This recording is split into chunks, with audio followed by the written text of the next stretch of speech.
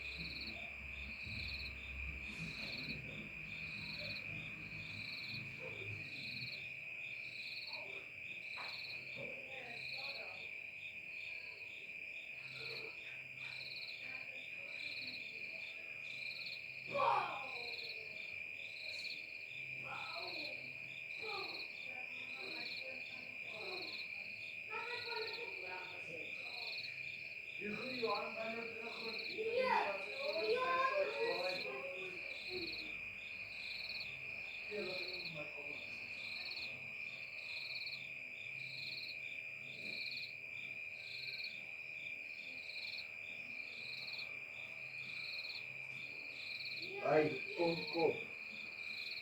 Ja, Wat trek die draad mee? ek rekord die ding, bro. Ha?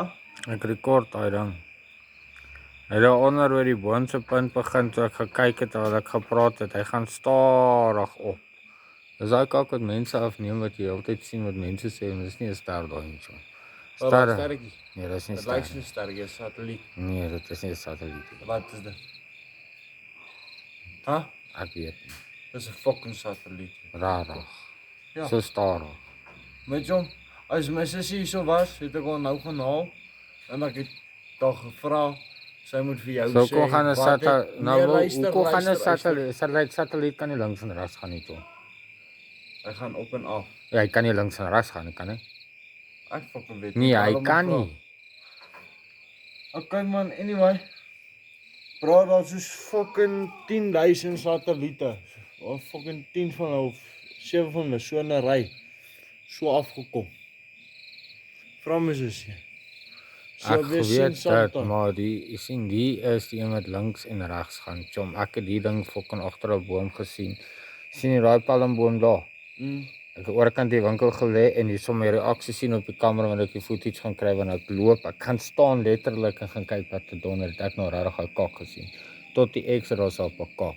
Waar daai ding nou agter die boom gekom het, daai jongste sterretjie wat so lyk soos 'n sterretjie of 'n planeet of 'n freaking wat so kol wat mense sê dit is, daar is nie. Daai ding gaan nie links en regs nie. Hy kan nie so fucking maak nie. Nou wat doen daai ding?